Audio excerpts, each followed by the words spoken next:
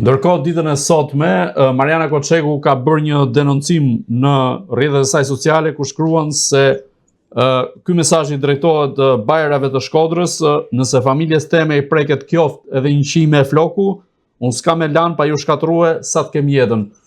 Çfarë do të thotë ky mesazh? Në këtë rast është kërcënuar Koçeku apo ka ndonjë adresim tjetër? Shiko, unë mendoj se pas kësaj të fshihet patjetër zoti Rama në kuptimin politik të fjalës, sepse ka qenë ai i cili ka patur pothuajse përgjegjësinë politike që e ka emëruar zonën në fjalë se nuk e ka zgjedhur, mos gaboj duhet të jetë në listat e mbyllura, por nuk ka rëndësi a është zoti Rama apo jo, në vend parë të listës për qarkun e Shkodrës.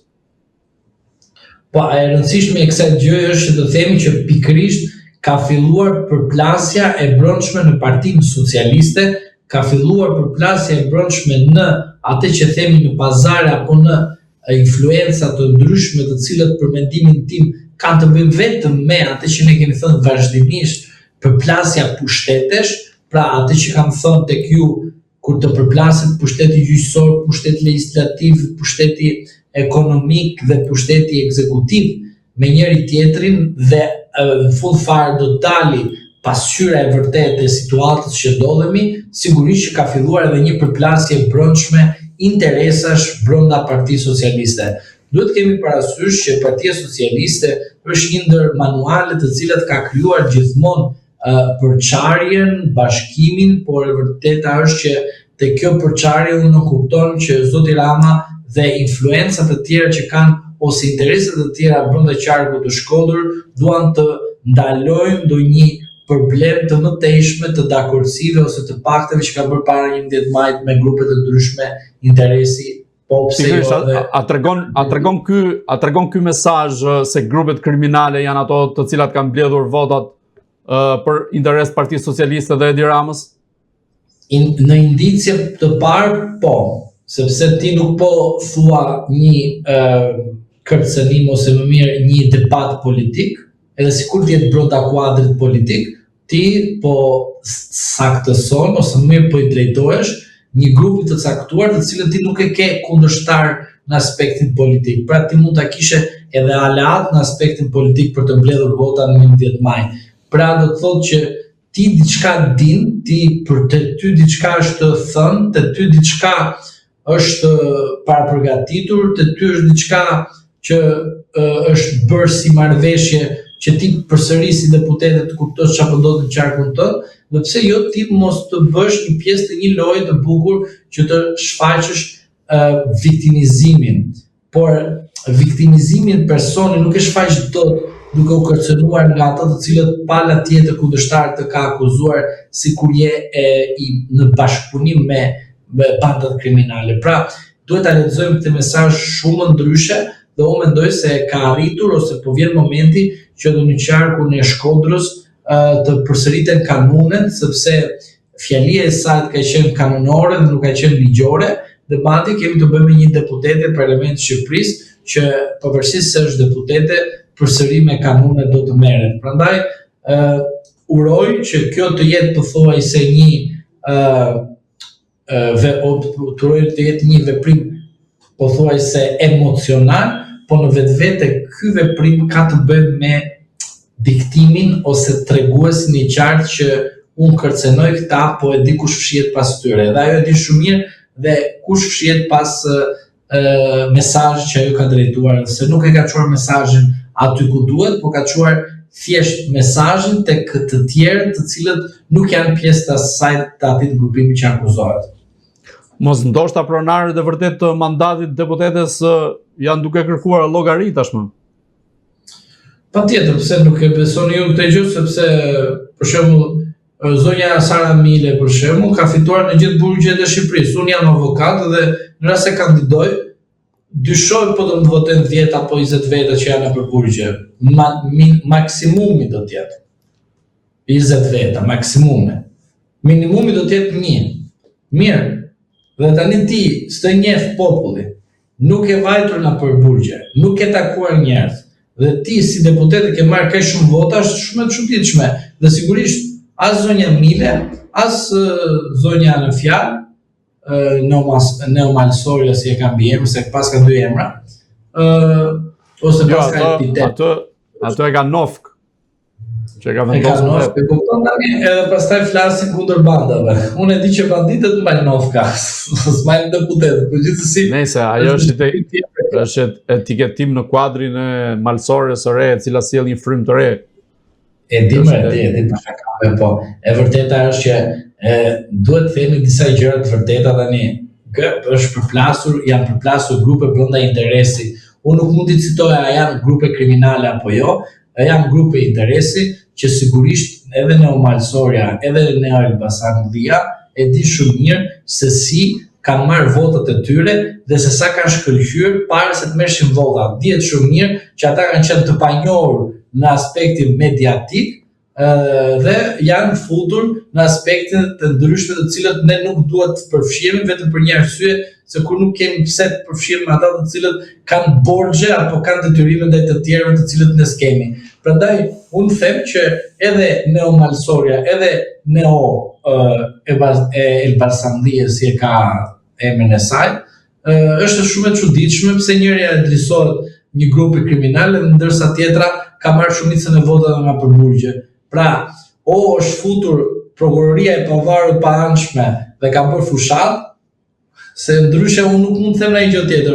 Janë futur një influenca të tjera, po kjo nuk mund ta shikoj unë kur e di shumë mirë që prokuroria e Elbasanit është pjesë e Partisë Socialiste. Mani meni prokurorin që tha s'ka karta identiteti, ndërkohë ishte e mbushur totalisht gjithë makina me karta identiteti. Pra, pushteti bashkë me partinë në pushtetin në shtet. Prandaj mesazhet e saj janë qartë që din ku adresohen dhe pse jo, të jemi realist që ata që kanë punuar dhe aty do t'japin llogari, edhe ta kuptojnë qytetarët shqiptar që këta të rinj imagjinon çfarë po bëjnë. Imagjinon çfarë pret nga një parti ose nga një parti e cila është provuar në shumë fakte që punon për të tjerë dhe jo për ty që ti i voton. Prandaj ne themi që duhet një qasje një të re, qytetarët të kuptojnë që duhet të kesh përfaqësuesin tënd në nivelin e dur që të përcjellësh problemet e tua tek ai dhe ai ti përcjelli tek rruga e dur dhe të zyra e dur për të marrë atë që duhet shërbimi. Avokat Eliza Spiropali ka mbështetur këtë protest, po nga ana tjetër pse nuk e ka shfrytzuar këtë lloj hapësire, këtë lloj mundësie për të goditur Edi Ramën? Apo është aq e kapur sa vetë Edi Rama dhe në këtë rast nuk lëviz dot? Shiko, të jemi realist, ke zonjën Spiropalin, ke zotin Balla, ke zonjën Balluku, ke zotin Rama. Dhe jashtë fare është zoti Velieri. Tani ke 4 pothuajse individ, të cilët po synojnë që të marrin në drejtim ose të bashkëpunojnë me zotin Rama për të ardhmen e Partisë Socialiste. Por e ardhmja e Partisë Socialiste nuk negociohet dhe nuk bashkëpunohet me zotin Rama, sepse zoti Rama e ka kapitalizuar për veten e tij që ai është Partia Socialiste e shëndetshme dhe Partia Socialiste pa të nuk shkon më asnjëherë. Unë do t'i them socialistëve që Partia Socialiste pa Edi Ramën mund të i zetfishojë votat. Pse e them këtë gjë? Sepse zoti Rama është një e keqe brenda Partisë Socialiste. Sepse socialistët nesër duhet të justifikojnë pse heshtën përfshi Spiropali, Veliaj, Balluku, Neomalsoria dhe më Neomalsorët e tjerë, të cilët nuk kanë folur për gabimet fatale që zoti Rama ka bërë në kurrizë të Partisë Socialiste. Pra, 2013 rilindja, dështoi, 2017 zoti Rama u detyruar të rikthej flamurin e Partisë Socialiste sepse e kishte harruar. Dhe duke marrë në qafë nga 2017 deri më sot flamurin e Partisë Socialiste, ka marrë njerëzit më të këqij, të cilët duan t'i bëjnë dëmin dhe keqjes Partisë Socialiste. Dhe në një moment të caktuar vjen zonja Spiropali dhe thotë që jam dakord me protestën, duhet një marrëveshje e re, po nga ana tjetër ne duhet të kuptojmë që zonja Spiropali nuk është një person i besuar. Pse nuk është i besuar? Sepse zonja Spiropali është person i pozicionuar që të marrë disa pozicione drejtuese në shtet, është karkuar nga zoti Rama dhe si një hatërmbetje të asaj që pati ndaj emrit të saj, ajo nuk ka më kapitali njerëzor besueshmërie që të flasë kundër zotit Rama, se dikush mund të thotë tani po flet kundër Ramës sepse nga ministre të bëri deputete, pra nga kryetari i kuvendit të bëri ministre, nga kështu me radhë të ti doli një thjesht një deputete. Pra nuk ka besueshmëri që të ketë një impakt, por është kërcenues në aspektin numerik të zoti Rama, që po shkojë dhe si ajo e pavarur brenda Partisë Socialiste, besoj se do të jetë shumë veprim i nxituar. Uroj që zonja Spiropali mos të bëjë një veprim të tillë, sepse do të ketë pasoja të rënda në kuptimin edhe penal, pra mund të t'i merret familja e panderur, sepse duke ditur që Spaku është mjet i zotit Rama dhe vullnetari më i madh i kësaj për shembull dëshire është zoti Dumani dhe të tjerë 19 prokurorë të Spaku që ata shohin drejt për së drejt pranë zotit Rama, pavarësisht se ju mendoni se janë amerikanë, europianë dhe kështu, të janë mashtrimet e radhës që kemi parë her pas here që ndodh, por e vërteta është që zonja Spiropali për mendimin tim duhet të qëndrojë në Partinë Socialiste, duhet të bëjë punën e saj në korridore dhe në kanale komunikime brenda llojit për të marrë gjithmonë mbështetjen jo publike, por atë që themi poshtë tavolinës, që zoti Rama në një moment të caktuar të goditet nga një grup deputetësh përbërë pothuajse në 17 ose 20 deputet. Sepse u mendoj se 20 deputet që do të jenë pakic, por në kuptimin parlamentar do të jenë ata që dorëzojnë zotin Rama, mundet zonja Spiropali të dalë dhe të bëhet një lideri përfaqësues të tyre dhe të rrëzojë zotin Rama nga Partia Socialiste fillimisht. Advokat, të rikthehemi sërish te deputetja Mariana Koçeku. Në këtë rast, pas këtij denoncimi, a do të duhej që presidenti i vendit të mblidhte Këshillin e Sigurisë Kombëtare, deputetës të vendoseshin truproja për të siguruar vetë sigurinë e saj, dhe nga ana tjetër, a do duhet vepronte Spaku në këtë rast? Pyetja juaj më lejon të them që argjojmë kohë për një gjë që nuk ekziston. Presidenti i Republikës nuk ekziston. Presidenti i Republikës është pothuajse karafil, apo më fal, Partia Socialiste çfarë flamuri ka, trëndafil apo karafil, se ngatroj? Pra, trëndafil. Trëndafil, pra është një trëndafil brenda Partisë Socialiste, ta ishim karafil se duket pak keq. Është një trëndafil brenda Partisë Socialiste. Ose është një nga petalet e trëndafil. Një nga petalet. Pra, çfarë po përmend tani presidenti që ku presidenta është një person që bën xhiro dhe mbush një karrike thjesht për të quajtur president. Përsa i përket ndihmës së asaj nga ana e Spakut, ju thjesht do shikoni vetëm një gjë që unë ja sjell si shembull. E patë rastin që zoti Rama doli për të shpëtuar dhe zoti Dumani mori aksion edhe shkriu lekët e atyre investitorëve të huaj, ky ishte një gabim fatal që bëri. Pse? Se i tregon investitorëve të huaj që këtu në këtë vend vetëm me një urdhër kryeministri bëhet nami, jo më shteti ligjor. Pra është mashtrim kjo për investitorët të huaj, të cilët duan të vinë në Shqipëri, mos të vinë asnjë ditë, mos të vinë, sepse këtu kur qeverisit vend me një urdhër mediatik, pra konferencë dhe zoti Dumani mori një iniciativë të tillë, ju imagjinoni se si do të jetë rasti duke mbrojtur zonjën në fjalë për sa i përket sigurisë së saj nga bandat kriminale. Zoti Dumani mund t'i thotë asaj që shiko, bëj një kallëzim penal dhe ne do ta shikojmë. Shpallë mos kompetencën, ja çojmë prokurorisë zakonshme. Po fal tani, a ndodhi rasti në Rinas, pse u ngrit një prokuror, ndonjëherë prokurori posaçëm të ja bëj një hetim? Ajo është harruar fare si ngjarje në fakt. Të lutem shumë, mos përmend prokurorët e Spakut si ata që do shpëtojnë Shqipërinë.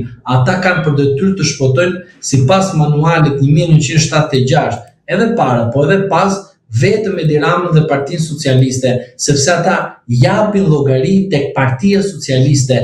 Familjen e tyre e kanë në punë në shtet. Pra, nuk do të bëj asnjëri prej tyre asnjë punë në interesin kombëtar, sepse ata janë vasalët apo janë servilat apo janë të gjunizuar përpara Partisë Socialiste. Prandaj ju them, mos u deni nga kjo ide.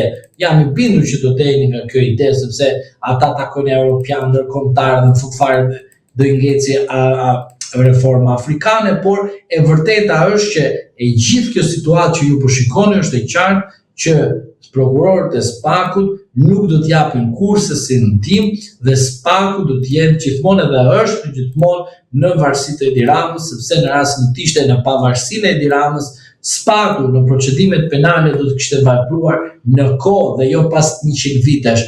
Në të njëjtën rrugë, në të njëjtën linjë është edhe kryetari i ri i SPAK-ut, i cili, kujdes tani që këtu është sekreti.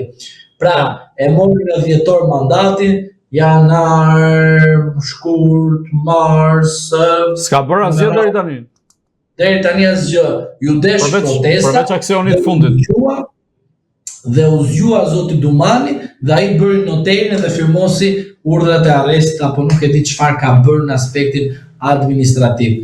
Prandaj po them që ju e pat shumë mirë, edhe kësaj radhe janë vërtetuar, edhe sikur nesër të dalë dhe të shkojë të kërkojë autorizimin e Ballukut apo të Ballës Brau, jam i bindur që ju do të shikoni qartazi një prokuror ose krye prokuror që punon për interesat e Edi Ramës dhe për asgjë tjetër dhe jo për interesat e popullit shqiptar. Po në këtë rast nuk do të duhet ngrihe gjithë shtetin këmbë, sepse bëhet fjalë për denoncim të një deputete që nuk besoj se është duke gënjur. Po ku ka shtet, ma talësh apo po flet? Po çfarë flasim në atëherë? Po fal, edhe një herë. Ne po i themi popullit që të zgjohemi bashkarisht të gjithë se janë bashkëpërgjegjës, siç janë deputetët socialistë, deputetët demokrat, edhe ne si popull, kundrejt kësaj proteste që po bëhet, të zgjohemi të gjithë që të ndërgjegjësojmë popullin që të rikthehet shteti, dinjiteti i shtetit, dinjiteti i njeriut. Këtë gjë kemi për detyrë, se nga 2013 deri më sot janë shkatruar familje, janë kërcënuar njerëz, nuk ekziston shtet ligjor, nuk ekziston shtet institucional me llogaridhënie dhe transparencë. Dhe këtë gjë kemi për detyrë ne. Ti themi popullit që është momenti të rikthejmë dinjitetin tek shteti që ja ka marrë Partia e Punës. Këtë gjë duhet kuptohet qartë. Nuk jemi këtu të përfaqësojmë as median, por as drejtësinë. Jemi këtu t'i themi edhe medias, edhe drejtësisë në nivelin e dur, pra arrite pozicionin tënd edhe profesional, që të kuptojmë dhe të mbrojmë institucionet kushtetuese. Këtë kemi për detyrë. Nuk kemi për detyrë ne të themi që as kur do zgjojnë ata nga gjumi.